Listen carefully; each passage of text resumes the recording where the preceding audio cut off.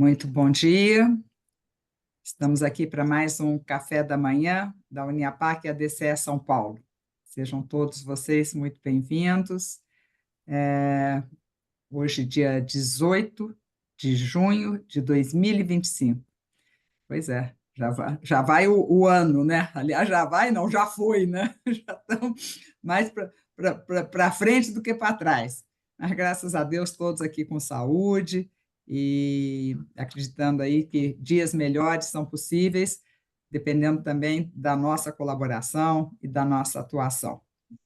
Hoje nós vamos ter aqui conosco Marcelo Couto, depois o nosso querido Francisco Quirota, que foi quem fez a aproximação e convidou para a apresentação dele.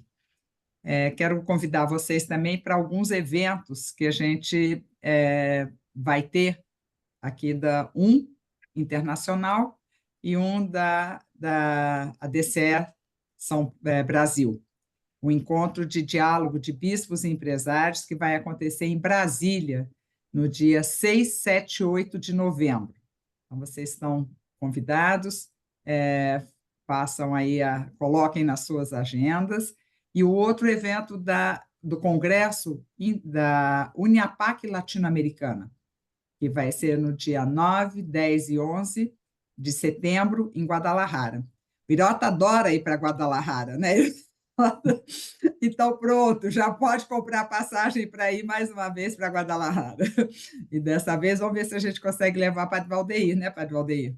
Para poder representar a DCE Brasil lá em Guadalajara. Vai ser um congresso muito bonito,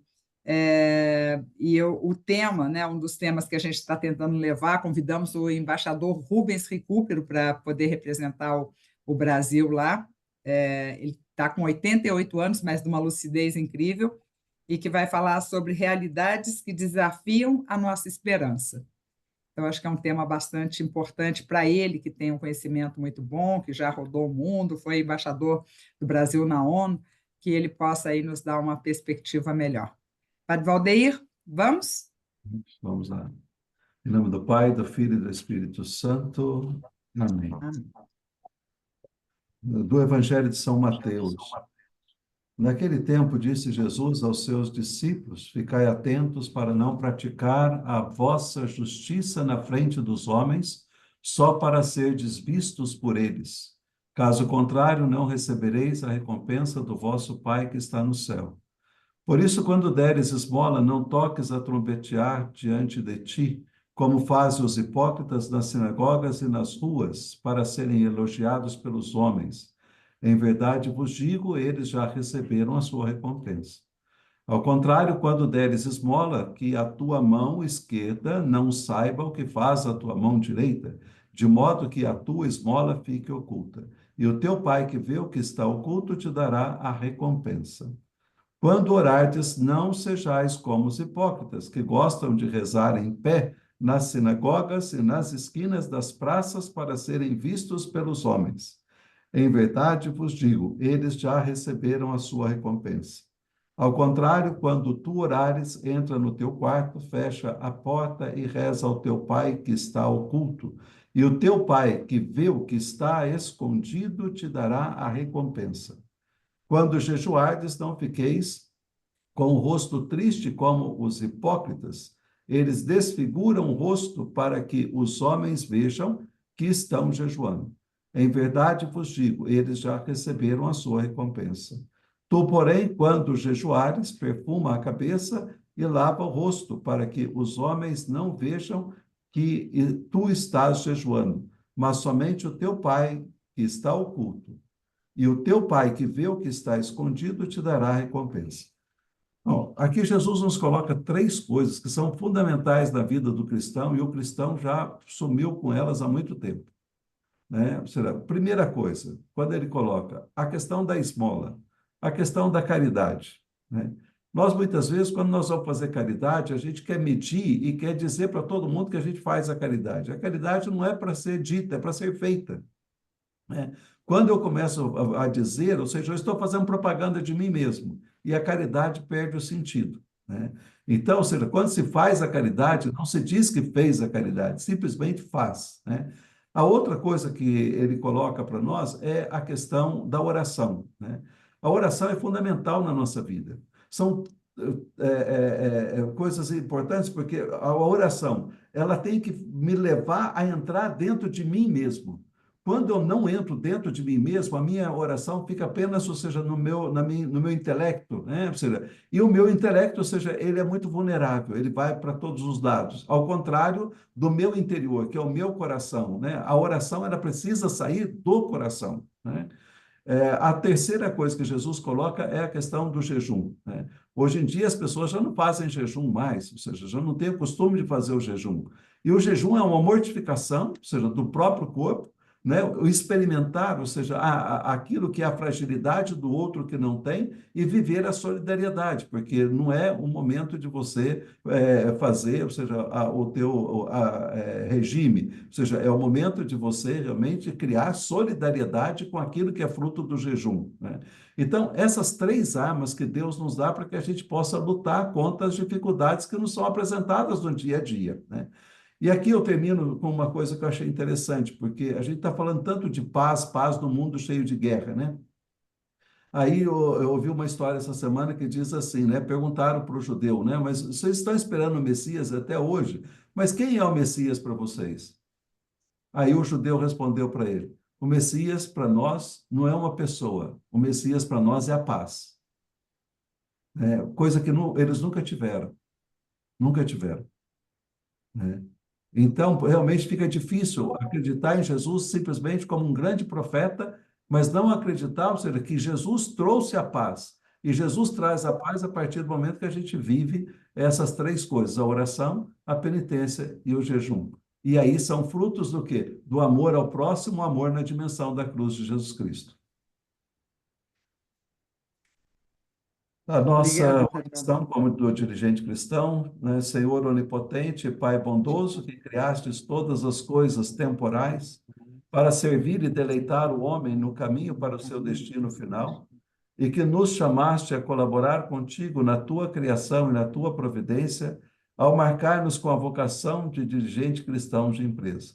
Infunde-nos um fiel espírito de justiça e um ardente desejo de caridade, a fim de que, no nosso esforço para descobrir, para transformar e para distribuir os bens materiais, busquemos sempre a promoção integral dos nossos irmãos, os homens.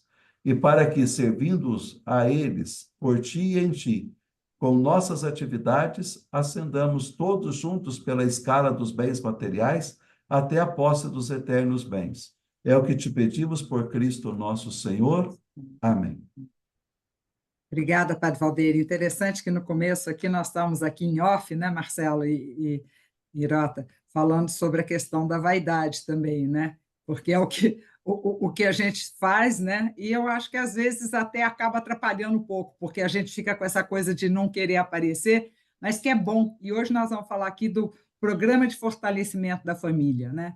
A importância da família, né? O benefício que isso traz para as pessoas, para as empresas e para a sociedade. Então, que a gente precisa mostrar, né, Marcelo, o que está sendo feito para inspirar as pessoas, não por vaidade, mas que as pessoas se inspirem, porque muitas vezes a gente cai naquela, não, a pessoa já sabe, está fazendo, não faz porque não quer, não faz porque não conhece. Então, peço que eu agradeço a participação, a presença, a disponibilidade do Marcelo e também o convite, né, que o Irota fez a ele, e peço que o Irota apresente aí o nosso palestrante do dia, por favor, Irota. Bom dia a todos, bom dia, Marcelo, aí. Obrigado por ter aceitado o nosso convite aí, porque eu, assim, eu ouvi tanto já falar de família no mundo, a importância, não tenho menor dúvida de ser a célula mais importante e uma das fundamentais para o ser humano, mas era muita teoria. Quando eu comecei a ver várias, desde os idos dos anos 90, eu participava da ADEF, na Ação de Desenvolvimento da Família, coisas práticas. O sucessor da ADEF é Family Talks, que sucedeu a ADEF da famosa Dora Porto. E aí, então, hoje, a ADEF, através do Robson, Amanda, me apresentaram, me fizeram um convite para sobre o Dia da Família, né? Nós temos o dia 8 e tem o dia 15, né? E aí estou querendo unificar essas datas aí. E lá eu fui convite da Alesp, lá na Assembleia Legislativa, eu conheci a exposição do Marcelo. Tá, tinha lá 90% das pessoas, autoridades da área municipal, principalmente da área de assistência social, e tava eu lá, de pouquíssimos empresários, né? Mas eu fiquei muito impressionado com o que o Marcelo, com o que o Marcelo estava falando, né? A estatística que ele deve mostrar aqui agora.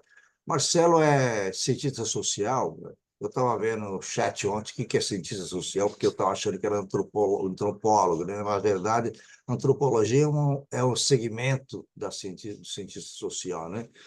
Mas então ele foi. Nós tivemos um café da manhã, Marcelo, sexta-feira última agora, na casa de um grande empresário na Chácara Flora. Nunca tinha entrado numa mansão que tem vários portões para entrar, condomínio do condomínio do condomínio, né? Mas aí estávamos lá, Rick Missage, Reinaldo Augusto, tinha lá um grande teólogo, tinha um padre chinês e tal. E o Reinaldo Augusto contou como te achou, né? Como te achou. E aí fala, garimpar e chegaram em você, e você foi indicado lá para subir a Secretaria da Família em Brasília, sobre o Ministério da Damares Alves, né? E aí você fez um grande sucesso, mas infelizmente o governo atual ele extinguiu a secretaria. E aí eu fiquei sabendo que eu não sabia. Todo mundo queria te levar, né? Até o pessoal do Rio Grande do Sul queria te levar, mas foi disputa pública aí para comprar o passe do Marcelo. Isso que é interessante, coisas boas aí são relevantes. Acho que você não ia esperar que eu ia contar essas coisas de bastidor, mas eu vou contar, porque para ver como que várias estados e municípios queriam o Marcelo, mas como ele tem uma afinidade muito grande com o deputado Rogério Santos, Renato Augusto, e eles têm essa área muito de influência deles, então chamou o Marcelo, que o Marcelo hoje é secretário do Bem-Estar da Prefeitura de Osasco. Nós estamos falando de uma pessoa que é especializada no assunto, principalmente familiar, mestre PhD pela Universidade Católica de Salvador e também com extensão em Bolonha, na Itália. Então, dentro do que eu conheço, dos grupos que eu conheço, é uma pessoa que uma das mais estudadas no assunto família. Então, isso intensificou o nosso contato e chegamos a ele e conversamos particularmente se teria interesse de fazer o tipo de trabalho dele numa empresa privada, porque o foco é a área pública. Ele prontamente aceitou e estamos aí já na segunda turma, e aí o Marcelo vai comentar. Muito obrigado, Marcelo, por aceitar o convite. Eu acho que o Brasil inteiro, tanto a área pública quanto a privada, precisa encontrar esses meios para efetivamente trabalhar a família, não ficar só na teoria. Teoria sem prática é filosofia, né? Agora, prática sem teoria é loteria. Agora, prática com teoria é sabedoria. Obrigado, Marcelo. Muito obrigado, seu Francisco. Bom dia, Gigi, Padre Valdeir, todo mundo que está acompanhando aqui o evento. Uma alegria muito grande estar aqui com vocês, poder compartilhar um pouco desse trabalho que nós vemos fazendo aqui já há algum tempo, né? Como o Francisco falou, já me dedico a isso há um bom tempo, né? Eu iniciei esse trabalho com família em 2007, como aluno de graduação, né, de Ciências Sociais. Foi meu projeto de iniciação científica. E justamente eu queria verificar lá se o funcionamento da família era um recurso ou não para a superação da pobreza e das desigualdades sociais, né? E eu confirmei essa hipótese a partir de uma pesquisa em regiões de alta vulnerabilidade da cidade de Salvador, no subúrbio ferroviário, no Vale das Pedrinhas, e etc. E a gente viu que quando a família funcionava bem, mesmo em condições de muitas privações, os jovens e adolescentes conseguiam elaborar um projeto de vida. Então eu entendi que a gente que precisava dedicar mais energia e tempo, tanto para compreender mais aquele fenômeno, quanto para ajudar as famílias a se desenvolverem nesse formato, né? Então foi isso que eu comecei a fazer, primeiro na qualidade, né, de pesquisador, que eu tenho até hoje, né? Eu sou professor colaborador de um programa de pós-graduação, mestrado e doutorado na Universidade Católica do Salvador. Mas a partir de 2019 tive esse convite para também me dedicar à gestão pública nesse ponto, né? Implementar medidas políticas de fortalecimento da família e mais recentemente, por uma provocação, um convite do seu Francisco Irota, também levar isso para o campo das empresas, né? Para que também as empresas possam fazer isso nos seus colaboradores. Eu vou falar um pouco aqui da experiência que eu tenho de aplicação de dois programas de fortalecimento da família, duas metodologias baseadas em evidências, com resultados comprovados, e o que a gente tem visto aqui no Brasil, dados que a gente já avaliou, a avaliação de efetividade, e depois já vamos falar também já da experiência no Irota, que está começando, e os resultados, né, para os colaboradores dessa ação. Então eu vou projetar aqui uma apresentação para que vocês possam acompanhar aqui comigo. Só me confirmem se vocês estão vendo a apresentação. Sim? Ótimo. Então aqui a gente já tem essas famílias aí, felizes aí com seus certificados nas mãos, são colaboradores do... Marcelo, talvez você botar no modo apresentação que a tela fica mais cheia. Aqui para mim já tá, para vocês ainda não tá? Então, Não? mais ou menos. Tá bom, toca. Que Não. ali apresentar em tela cheia, tá vendo? Em cima ali.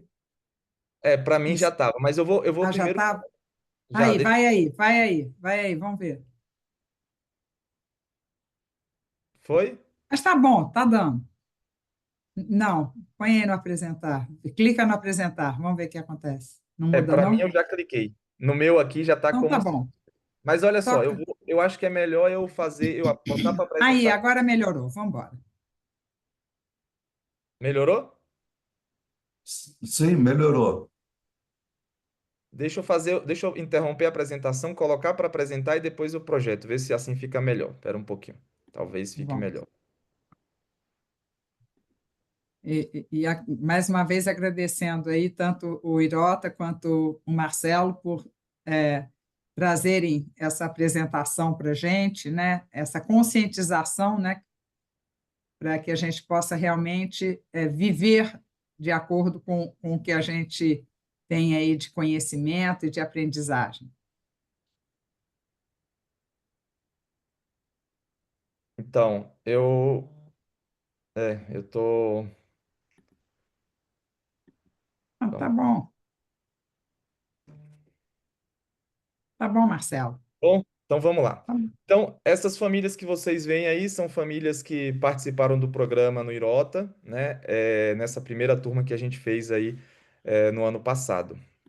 Então, por que que a gente tem que fazer isso, né? Primeiro, do ponto de vista legal, né, a sociedade e o Estado, não só o Estado, mas também a sociedade, tem uma responsabilidade grande no que diz respeito ao desenvolvimento das pessoas, né? Então, a Constituição fala que a família é a base da sociedade, tem especial proteção do Estado, a nossa Constituição diz isso, mas a Declaração Universal dos Direitos Humanos diz que a família é o elemento natural e fundamental da sociedade e tem direito à proteção da sociedade e do Estado. Então, empresas, associações, igrejas, todos são responsáveis por garantir proteção, apoio e assistência às famílias.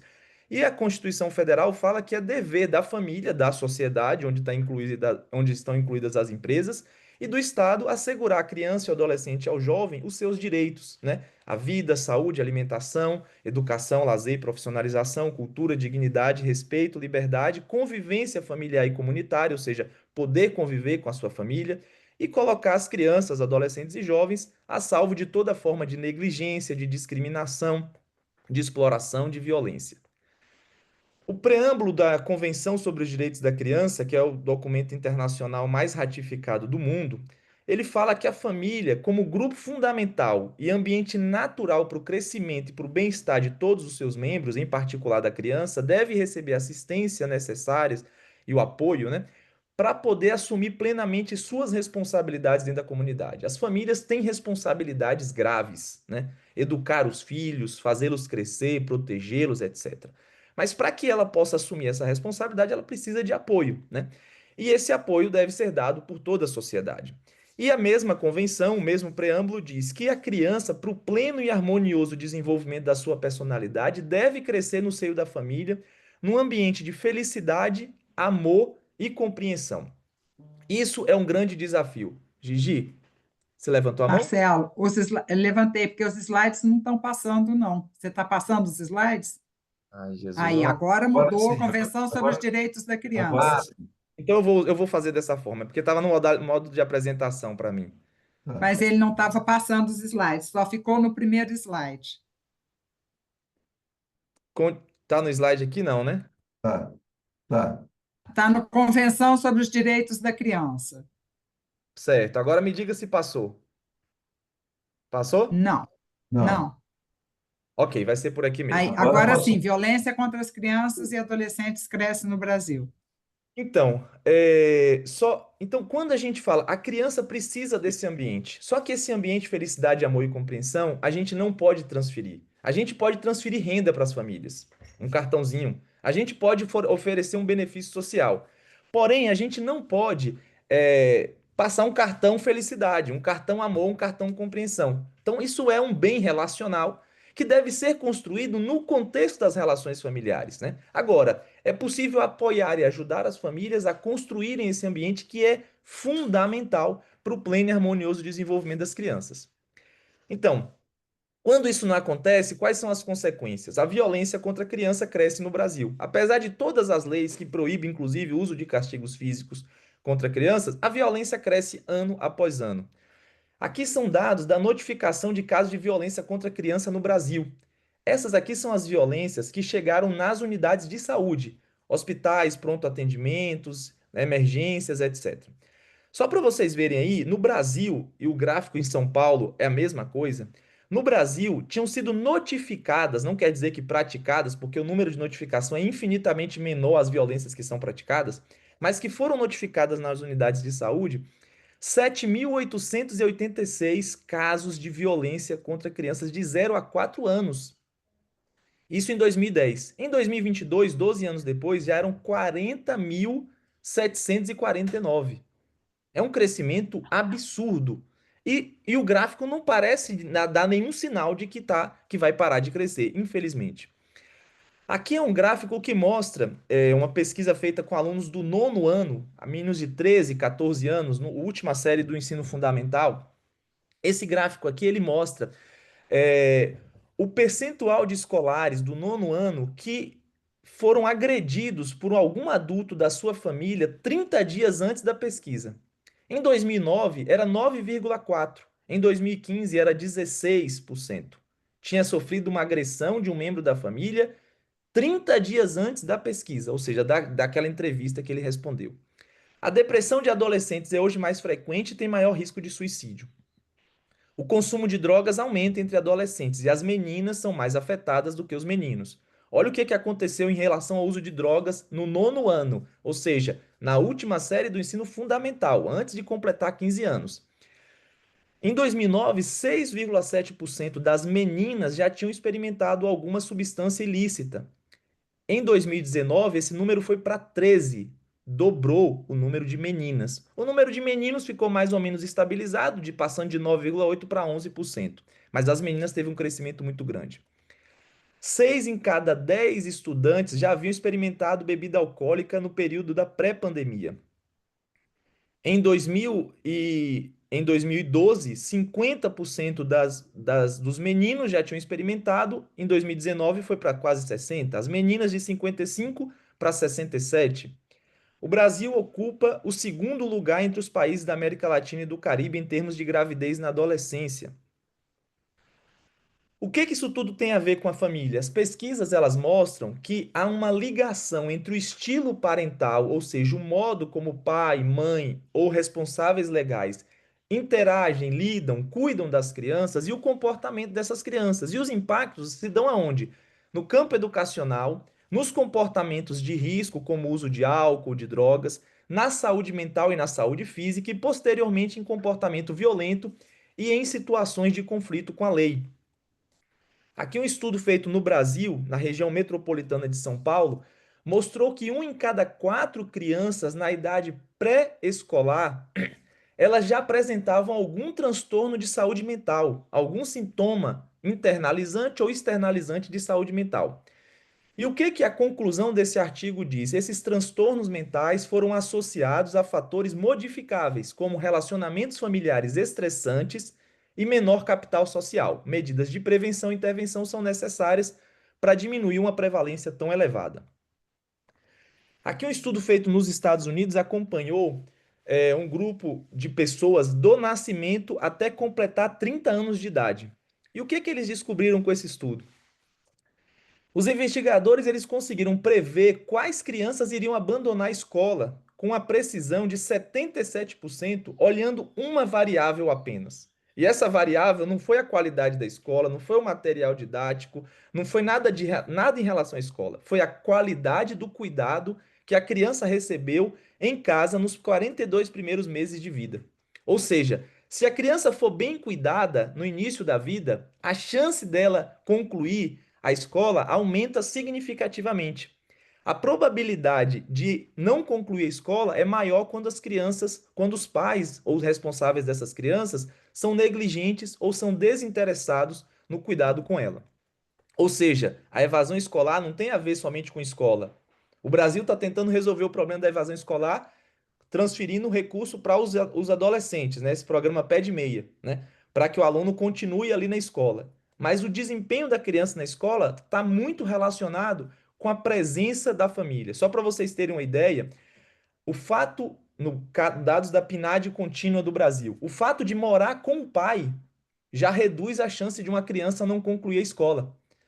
A evasão escolar é em média 10% menor entre os adolescentes que moram com o pai, que tem a presença do pai. A gente nem sabe como que esse pai lida com a criança, porque a PNAD não nos permite fazer isso. Não sabe se o pai é interessado, cuidadoso, atencioso, se mostra presente ou não. Mas só o fato de morar com o pai já reduz em 10% a evasão escolar. Aqui um estudo feito no Brasil com alunos do 7º e 8º ano. E ele quis verificar esse estudo, o grau de associação entre o estilo parental, ou seja, isso que a gente está falando da interação do pai com o filho, e os padrões de uso de drogas na adolescência. E o que que eles viram?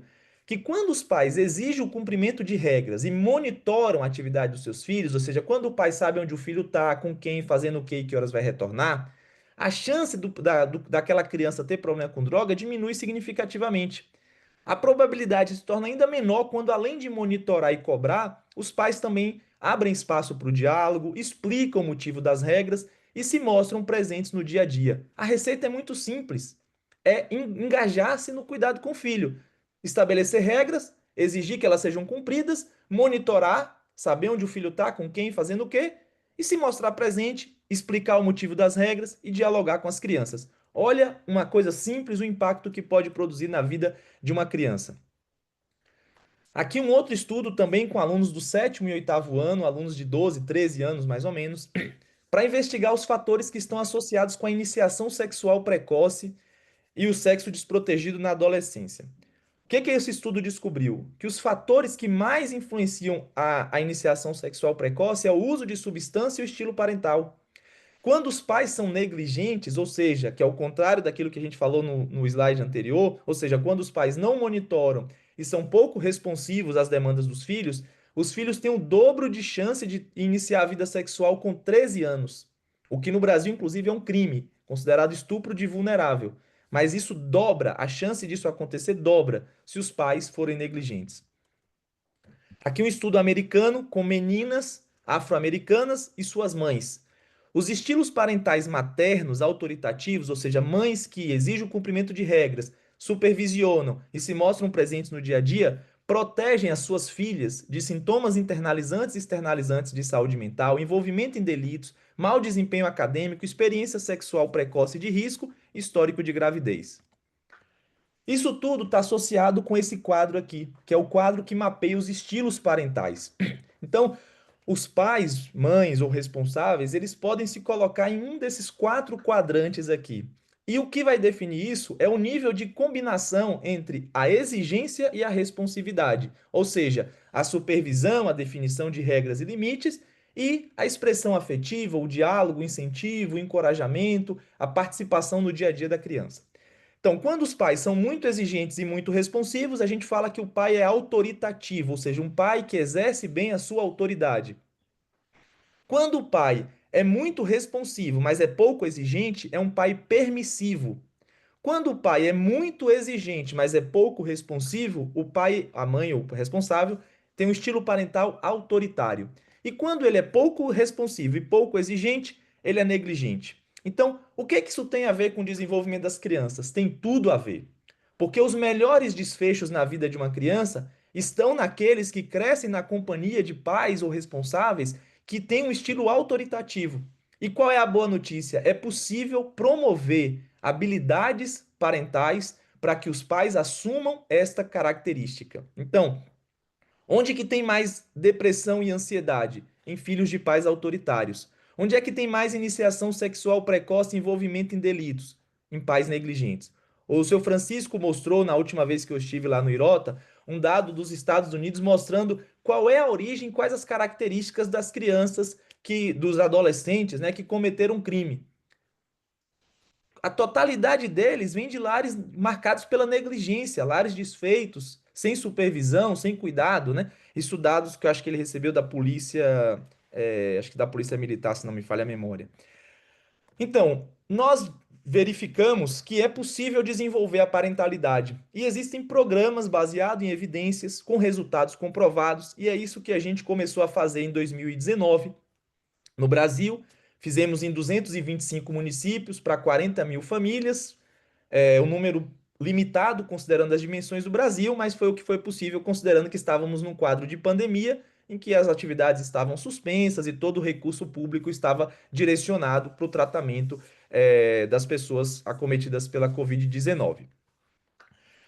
E mais recentemente em Osasco nós ampliamos esse trabalho aqui. Então, isso aqui é uma publicação, talvez a publicação mais importante sobre prevenção às drogas da Europa. É o Currículo Europeu de Prevenção. É um manual que o Observatório Europeu de Drogas e Toxicodependência elabora para os decisores, os líderes de opinião, os gestores públicos, para orientá-los sobre o que é possível fazer no domínio da prevenção do consumo de substâncias com base em evidências. Olha o que ele fala sobre o programa que nós implementamos aqui e já implementamos no Irota.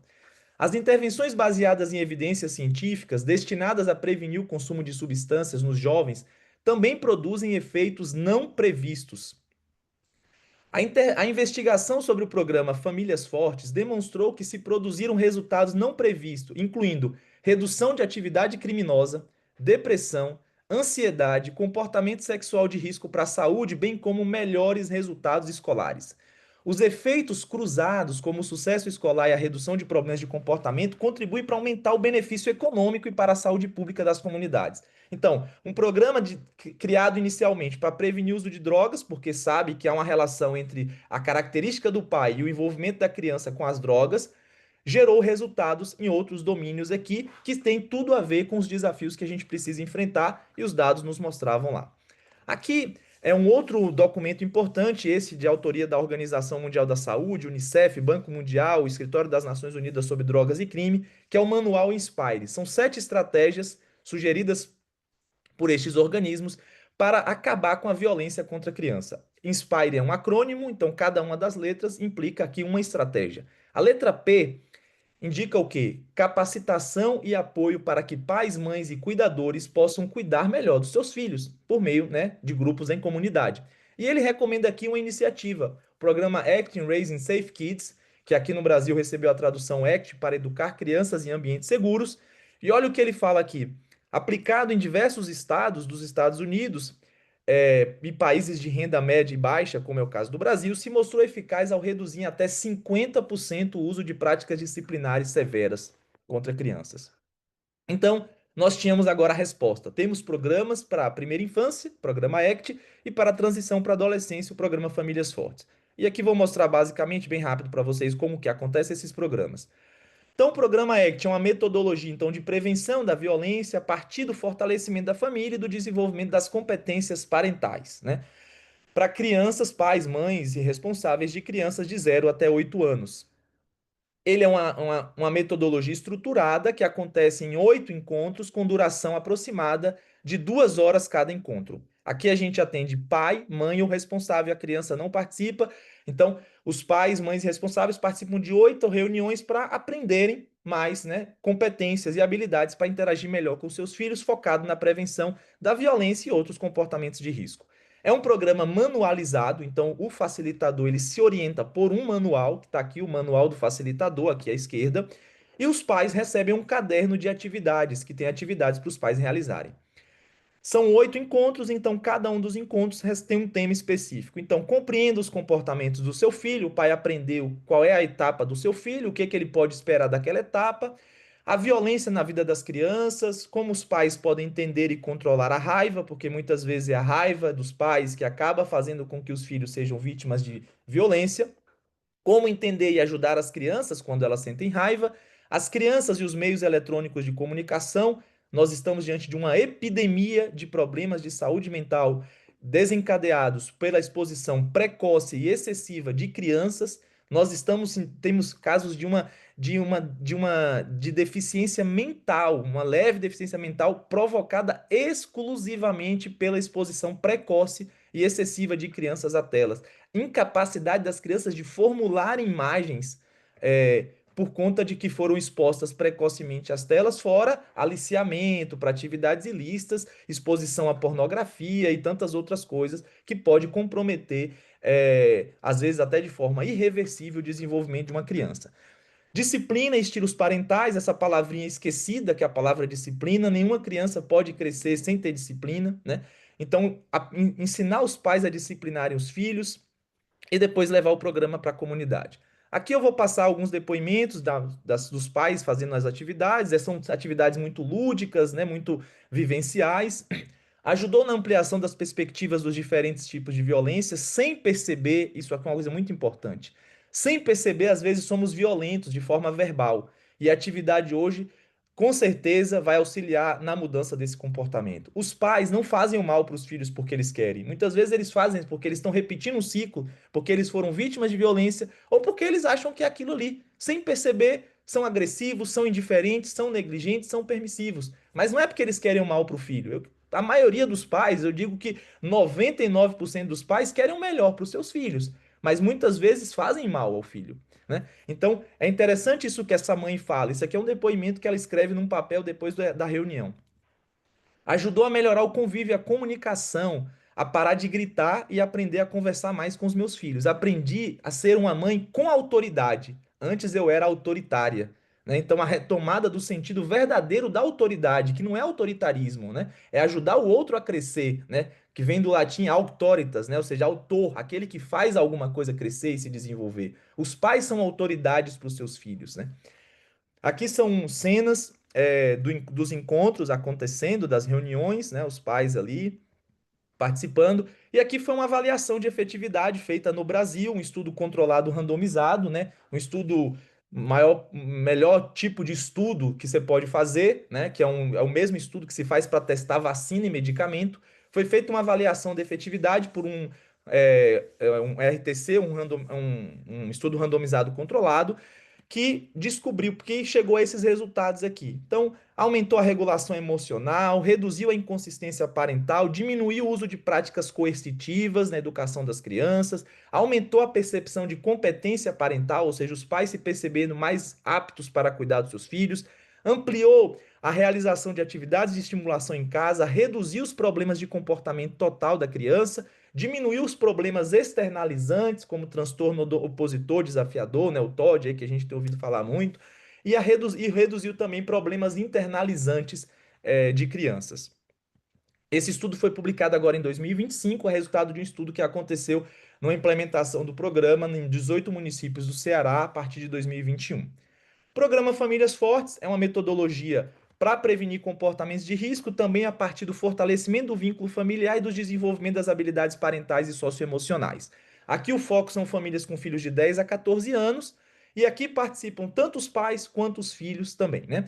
Então, é também uma metodologia estruturada, né? Então, a gente geralmente a gente faz lá em Osasco e fazemos também lá no Irota, né? Então a gente começa às 18h30, oferece um lanche ali, um momento de descontração ali, de lanche, né? Para as famílias, né? Depois tem a primeira hora em que os pais e os filhos ficam em salas separadas, e na segunda hora os pais e os filhos ficam juntos. São grupos de 15 famílias, 7 encontros, um por semana. Então, aproximadamente 2 meses de duração do programa. Esses são os temas abordados. Então, para cada encontro tem 3 temas. Tem o tema do pai e o tema do filho, que acontece na primeira hora do encontro, e depois tem o tema da família, que acontece na segunda hora do encontro. Então, por exemplo, enquanto os pais estão falando sobre amor e limites, os filhos estão falando sobre ter metas e sonhos, elaborar um projeto de vida. E depois, na segunda hora, os pais sentam com os filhos para falar sobre apoiar as metas e sonhos. Os pais falam sobre as regras da nossa casa, os filhos falam sobre aprendem a admirar as mães, os pais e os responsáveis, e depois, no segundo momento, admirar os membros da família. Incentivar boas atitudes, os filhos aprendem sobre lidar com estresse, e depois eles falam sobre ter momentos em família. Como fazer um momento em família, né? Enfim, então são vários temas aqui, e olha que coisa interessante. O programa é um programa de prevenção ao uso de álcool e drogas, né? Inicialmente ele foi criado com essa finalidade. Mas só tem um dia que se fala sobre o uso de substância e só fala isso para os pais. Os filhos não ouvem nem a palavra droga. Por quê? Porque não se previne uma coisa falando daquela coisa. Não se previne iniciação sexual falando de sexo. Não se previne droga falando de droga. Deve-se reforçar os fatores de proteção. E os fatores de proteção, no caso dos adolescentes, são as habilidades socioemocionais. Uma criança não deixa de usar droga porque ela teve uma palestra e é um expert, sabe todas as drogas que existem. Às vezes as escolas, muitas vezes, às vezes escolas, empresas, prefeituras, etc., vão fazer ações de prevenção às drogas e convidam uma pessoa para falar sobre o problema. Não se resolve o problema falando dele, tem que falar da solução. A solução é o fortalecimento da família, é a melhoria das habilidades, é a elaboração de um projeto de vida, é saber lidar com seu estresse, é saber lidar com seus amigos, né? O programa então tem manuais, tem um manual do facilitador que orienta como cada atividade deve ser realizada, são atividades muito vivenciais também, e tem um caderno de atividade dos pais, caderno de atividade dos filhos. Então, por exemplo, quando a gente fala para os pais, olha, as regras da sua casa. A gente dá um quadrozinho para ele aqui, algumas regras para ele estabelecer. Uma tarefa doméstica para o filho fazer, uma hora para a lição de casa, uma hora para retornar para casa, uma hora para dormir. E os pais podem acrescentar a esta lista outras regras que eles entendam que sejam importantes, né? Também os filhos têm o seu caderno de atividades. Aqui depoimentos, né? Me ajudou muito a ser mais útil, ter mais regras, limites com meus filhos e aplicar as consequências. Ter um relacionamento respeitoso com nossos filhos, incentivar seus sonhos, direcioná-los, educá-los com amor. Aqui são fotos dos encontros acontecendo. Também foi feita uma avaliação da efetividade, esse é um estudo até mais robusto. Foram 3 follow-ups, né? Então, foram 805 famílias de 12 cidades do Brasil, metade grupo de controle, metade aplicação, e foram coletados dados antes da aplicação do programa, 6 meses depois, 12 meses depois e 24 meses depois, para a gente verificar 2 coisas: se o programa muda alguma coisa na vida das famílias e se essa mudança se mantém ao longo do tempo. Olha os resultados. Uma síntese para vocês. Reduziu 60% no comportamento negligente dos pais. 60%. A negligência é a principal violação de direitos humanos praticada no Brasil hoje. O Disque 100, que é onde você pode fazer uma denúncia de uma violação de direitos humanos, de 30 a 40% das denúncias que chegam lá são denúncias de negligência contra criança e adolescente. Então a participação no programa reduziu 60%. Houve uma redução de 76% nos episódios de embriaguez, de bebedeira dos pais presenciado pelos filhos. Houve uma redução de 11% no uso de álcool ao longo da vida do adolescente, uma redução de 25% nos episódios de embriaguez dos filhos.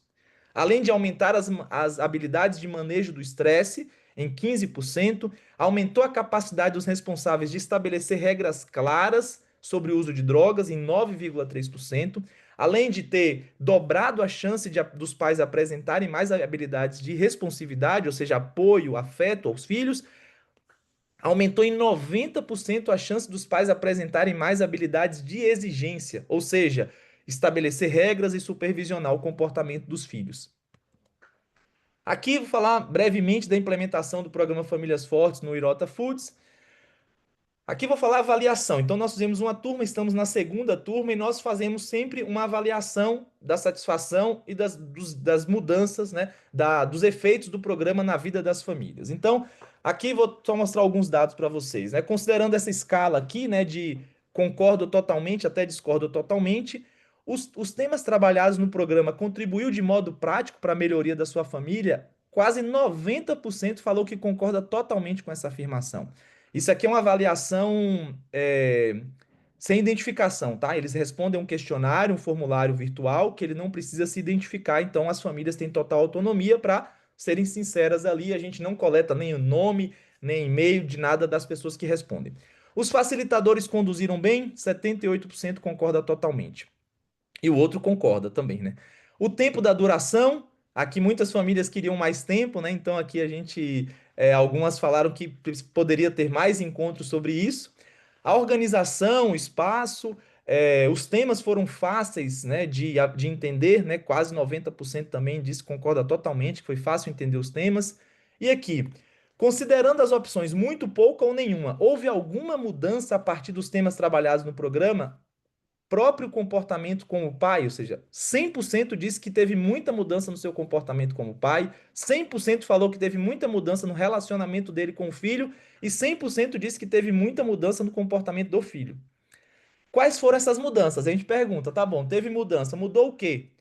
Então, menos conflito com o responsável, 55%. Menos tempo das crianças no celular, 22%. Seguindo mais as regras, os filhos, 55%. Melhorou o desempenho na escola, 33%. Compartilha mais as dificuldades vividas, 44%. Melhorou o diálogo, 89%. Ajudar mais nas tarefas domésticas, 67%. Quais outros comportamentos você incorporou na sua casa a partir do programa? O pai. Os limites que dou são mais claros, 66%. Estabeleci uma rotina mais clara com horários definidos, 66%. Acompanho mais as lições e as notas dos meus filhos, 11%. Participo das atividades da escola, participo mais das atividades da escola. Reuniões de pais, apresentações, 22%. Elogio mais os bons comportamentos do meu filho, 100%. E passo mais tempo com os meus filhos, 44%. Isso aqui foram as avaliações. Então, quais os benefícios para a gente fechar, né? O tema, né? Benefícios para as pessoas, para as empresas e para a sociedade. Qual o benefício para a pessoa? Reduz a agressividade, o comportamento de isolamento, melhora a interação dos pais com os filhos, o rendimento escolar das crianças, o interesse e o envolvimento dos pais na rotina escolar e reduz o uso de substância. Quais os benefícios para a empresa que implementa isso para os seus colaboradores? Retém e atrai melhores talentos, porque as pessoas se sentem contempladas ao poder participar de uma atividade dessa oferecida pela própria empresa. Isso melhora o clima organizacional, porque se um trabalhador se relaciona melhor com seu filho, com certeza ele vai se relacionar melhor também no ambiente de trabalho. Se ele está numa situação de conflito com o filho, certamente ele vai chegar para o trabalho também com uma tensão maior. Reduz o absenteísmo, aumento da produtividade, porque gera um vínculo maior com a empresa, porque está oferecendo isso para ele. É impressionante ver o senso de gratidão das empresas no final, por terem participado, das empresas não, dos colaboradores, por saber que a empresa olha para o colaborador, olha para a vida dele, vê essas melhoras todas e fala, não, isso aqui foi me proporcionado pela minha empresa. Então isso reduz, aumenta a produtividade, a eficácia dos trabalhadores. Eu acho que o seu Francisco, mais do que eu, pode falar isso e reduz custos de recrutamento, seleção e treinamento, porque se a pessoa sai, não sei se vocês sabem, mas um estudo americano mostrou que o custo da substituição de um funcionário vai de 6 a 9 salários. Então, se você perde um funcionário, tem que contratar outro, fazer seleção, treinar, capacitar, você gasta até 6 até 9 salários. Então, é um custo alto para as empresas, né? Então, não é à toa que isso também, quem me falou não só foi o seu Francisco, foi uma jornalista do Diário do Comércio. Ela falou que o menor turnover do varejo de São Paulo é do Irota. E não deve ser por outra razão, pelo fato do compromisso que o seu Francisco tem com o investimento em família, não só com essa ação, mas como várias outras que ele já faz há tanto tempo. E qual o benefício disso para a sociedade? Reduz os custos sociais das famílias disfuncionais. E quem é que paga esse custo? Quem paga esse custo somos nós, somos empresários, são os contribuintes que pagam o custo. Só para vocês terem uma ideia, 3 dados e eu fecho. Vocês sabem quanto custa uma internação por dependência química? Chega a R$ 12.500. Quanto custa uma criança internada? A internação de uma criança, em média, R$ 11.500 por mês. Isso aqui são custos mensais. Então, se uma criança envolve-se em delito, o custo é esse. Esse custo quem paga? Todos nós. É o nosso dinheiro. Isso aqui é o custo da internação de um adolescente numa unidade, por exemplo, como a Fundação Casa. Um custo de um acolhimento de uma criança em alguns municípios varia de 6 a 8 mil reais por mês num abrigo. E por que que essas crianças vão para o abrigo? Porque são vítimas de violência e de negligência no ambiente familiar. Há um custo que pode chegar, em São Paulo e Osasco, é mais de 8 mil reais por mês um custo de uma criança no abrigo. E quem paga a conta somos nós. Qual é a causa disso? A negligência e a violência perpetrada no contexto familiar. E qual é o custo da evasão escolar? De não concluir a escola? 214 milhões em termos de diminuição da produtividade, né? Aí é um custo geral para o país. Estima-se que a evasão escolar custa para o Brasil por ano 214 milhões de reais. Investir na família, a gente pode gerar todos esses benefícios para as pessoas, para as empresas e para a sociedade como um todo. Muito obrigado. Maravilha, Marcelo. Muitíssimo obrigada. Aí estão os contatos do Marcelo, para quem quiser entender um pouco mais. E você vê que realmente é o que a gente fala aqui dentro da DCE, né? Qual é o propósito da DCE? É que as empresas sejam humanizadas, porque quando a gente tem cuidado com as pessoas, né, isso sempre gera um impacto positivo, não só nas empresas, como em toda a sociedade, né? Quando a gente é visto, quando a gente é bem cuidado, né, Marcelo? Automaticamente a resposta é positiva. E isso em relação às crianças, né? Em relação ao trabalho que é feito dentro das famílias, né? Se reflete também no trabalho dentro das empresas, né? As empresas têm um turnover muito menor, né? Feito você falou aqui do Irota, que é o menor turnover dos supermercados, né? Porque pelo cuidado que ele tem com as pessoas, pela humanização, né? E quando a gente fala de violência, né, Marcelo, muitas vezes a gente pensa na violência física, mas a violência verbal, ela tem um impacto muito forte, às vezes mais forte do que a física, né? Aquilo fica na cabeça, no sentimento, né, de qualquer pessoa, não só das crianças, mas das mulheres e tudo. E como você falou, a gente precisa quebrar essa corrente, quebrar esse ciclo, porque às vezes, uai, eu tive uma vez com um jovem, numa apresentação sobre violência, e o jovem falou, uai, mas não pode bater em mulher, não? Porque meu pai sempre bateu na minha mãe, então aquela coisa assim que, de novo, não é porque a pessoa faz por mal, ela não conhece, ela não sabe que existe uma outra possibilidade, uma outra forma, né, de conduzir a conversa, e a gente tem a possibilidade, né, o ser humano tem essa capacidade da comunicação, da fala, né, e que muitas vezes é mal utilizada.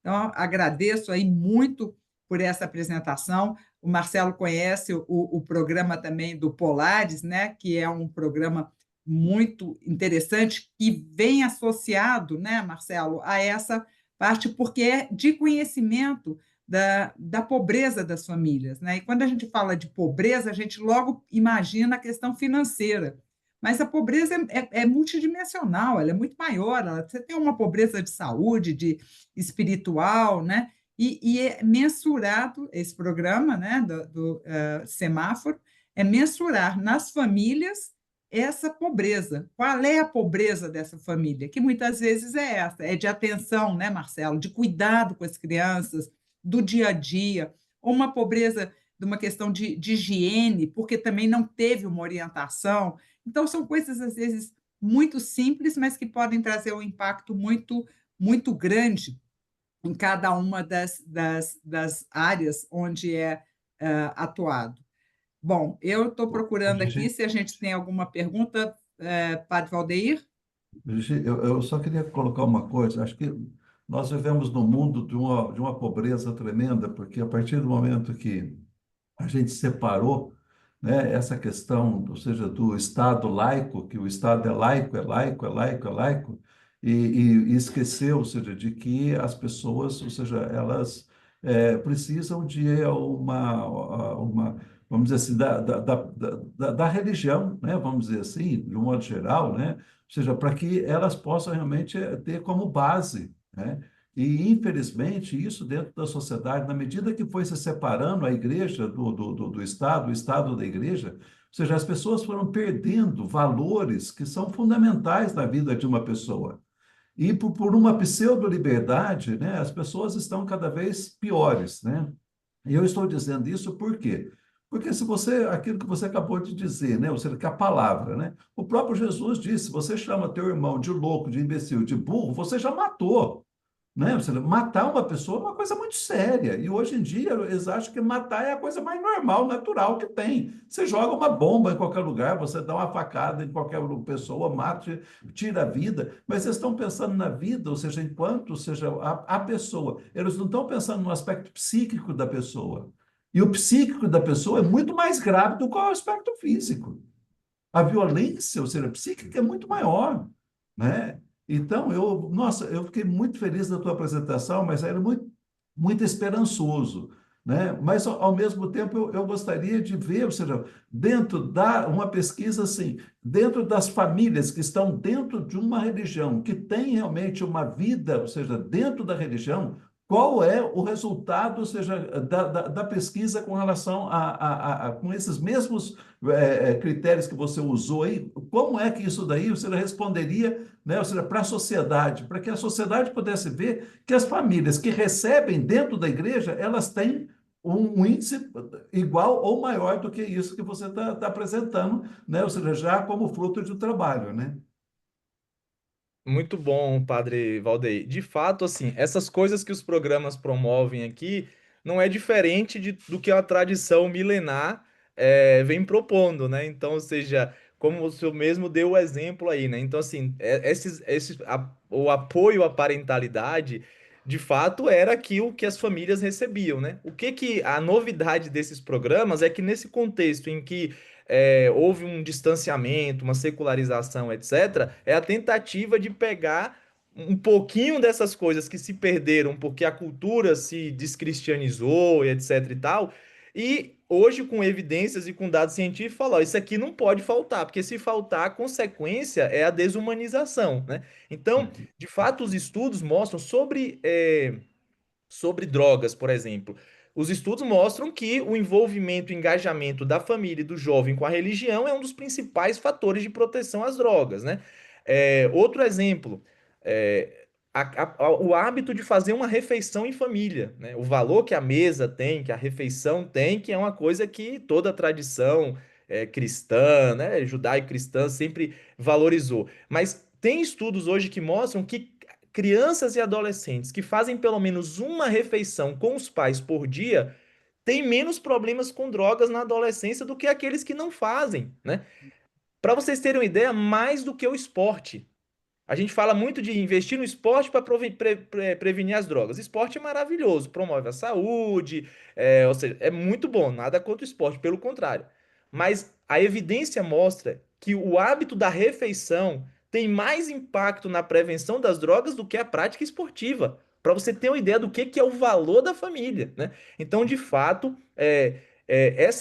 coincidentemente, a mesma coordenadora que conduziu esse estudo de avaliação de efetividade do Famílias Fortes, que é a professora Zilá Sanches, ela é coordenadora do Departamento de Medicina Preventiva da Unifesp, ela também começou os estudos dela sobre essa questão religião e drogas.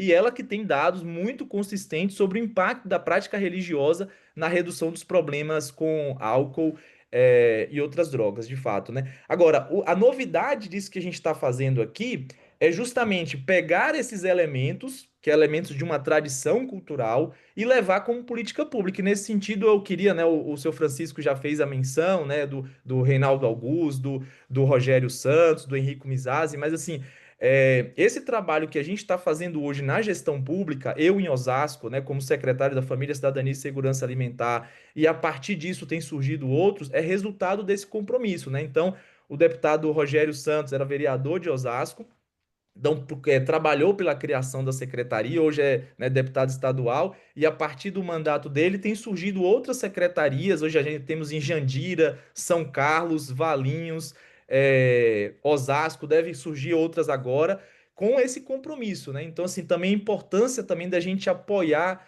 que isso possa ser levado tanto para as empresas, como o seu Francisco tem feito, mas também levar em larga escala por meio da política, através de mandatos comprometidos aí, né? Porque esse trabalho não é simples fazer um trabalho desse, é uma grande novidade, mas de fato é uma forma da gente recuperar esses elementos que são da nossa tradição, né? Uhum. Marcelo, a gente tem que unir forças, né? E como eu já falei aqui no último café da manhã, no nosso retiro, a gente viu, né, o capítulo de Jonas, e que ele fala o tempo todo: levanta-te, né? Levanta-te, né? É um chamado para Jonas. Então, que seja o nosso chamado também, né? Vamos nos levantar, unir, né? Feito aqui, foi falado no início também, da gente somar forças, né? Empresas, famílias, governo, quer dizer, toda a sociedade unida, para a gente parar com aquilo que a gente fala muito assim: eu reclamo com o Marcelo, Marcelo reclama com o Irota reclama com o Padre Valdeir, estamos reclamados e não fazemos nada.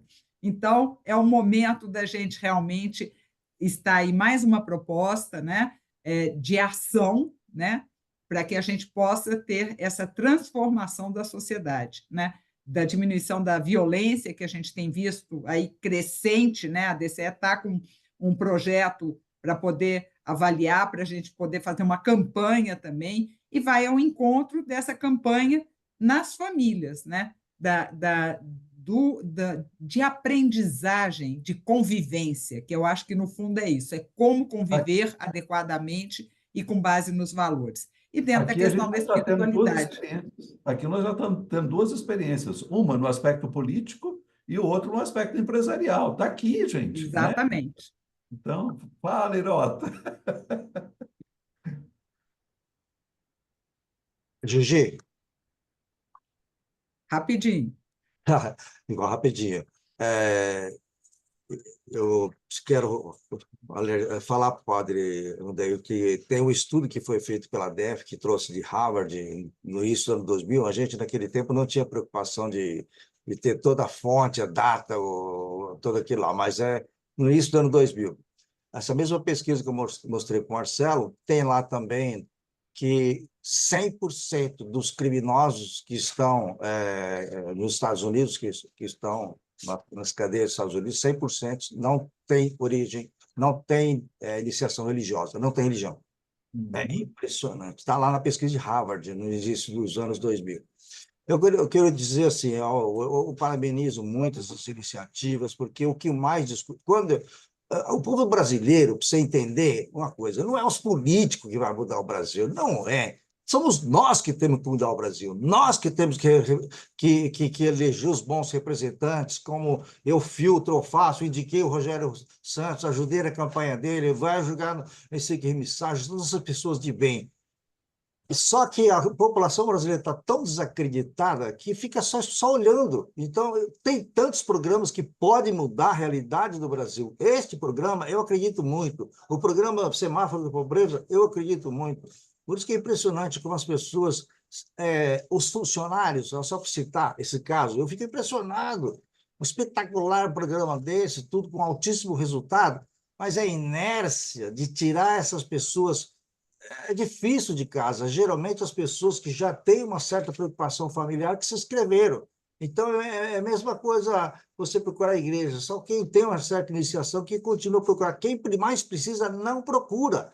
Não, tem uma inércia aí que não sei como que pode Eu ser. não vim para os sãos, né, Irota? Eu não vim para os sãos, eu vim para os doentes, né? Então, vamos partir para isso daí e ter mais uma proposta aqui. Agradeço mais uma vez. Marcelo, não sei se você gostaria de fazer alguma consideração, e Padre Valdeir depois nos dar a benção.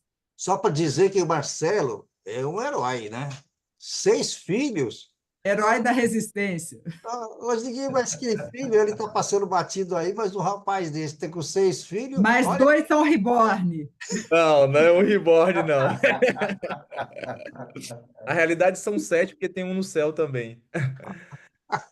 Então, mas olha, eu só queria agradecer, parabenizar a DCE, né, esse compromisso de vocês, falar que de fato, como o seu Francisco falou, é uma união de forças que a gente precisa, né? É uma união de pessoas, de empresas, de todos, né? E é para que a gente possa fazer isso em todos os meios, porque promover uma sociedade mais justa, mais fraterna, etc., passa por fortalecer as famílias. Isso a gente pode fazer no âmbito da empresa, né? Como o São Francisco está fazendo com a empresa, mas a gente tem que também pensar em apoiar que isso seja feito em larga escala por meio da política, né? E é importante, o pessoal fala assim, mas você sabe isso tudo, tal. Mas eu falo, ó, todo esse meu conhecimento não faria nenhuma transformação se não fosse o mandato, um mandato eletivo, né? Ou seja, se não fossem políticos comprometidos, porque todo esse conhecimento continuaria comigo nas minhas aulas, eu ficaria lá dando minhas aulas para 20, 15 alunos, falando que isso é bom, mas isso não transformaria. Quando isso chegou na política, quando isso chega na empresa, transforma a vida de pessoas concretas. E hoje, para mim, a grande satisfação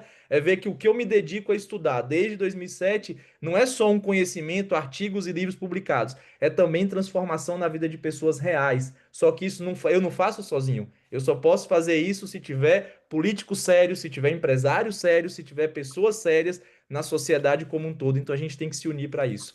Parabéns à DCE, parabéns a todos vocês aí. Obrigada, Marcelo, mais uma vez pela sua disponibilidade, não só em vir falar conosco, como para implementar esse programa, né? E que a gente possa, aí, de mãos dadas, fazer acontecer, né? E juntos nós somos mais fortes e mais ágeis. Então, que a gente possa realmente. O conhecimento só para nós não é efetivo, não adianta para nada, né? Então, que a gente possa. Igreja, né? Imagina dentro das igrejas, um programa como esse também, né, para você chamar a comunidade, para poder atrair dentro das empresas. Então, parabéns, Marcelo, pela sua disponibilidade, pela sua agilidade em implementar as ações. Agradeço também ao Irota por ter convidado o Marcelo e peço ao Padre Valdeir que nos dê uma bênção para que a gente possa seguir aí com coragem para fazer essas transformações tão importantes. Tem muita ação acontecendo, viu, gente? Se vocês procurarem, tem muita coisa boa acontecendo. Vamos lá, com esperança e com coragem. O Senhor esteja convosco, Ele está no meio Ele de está no nós. meio de nós. Abençoe-vos o Deus Todo-Poderoso, Pai, Filho e Espírito Santo, desça sobre vós e permaneça para sempre. Amém. Amém. Amém. Fiquem em paz e um bom dia a todos, uma boa jornada de trabalho. Muito Obrigado. obrigada a todos pela participação, pelas considerações. Obrigada, Marcelo. Até mais, pessoal. Obrigada, Irota. Obrigada, Padre Valdeir. Um bom dia. Eu que agradeço a todos.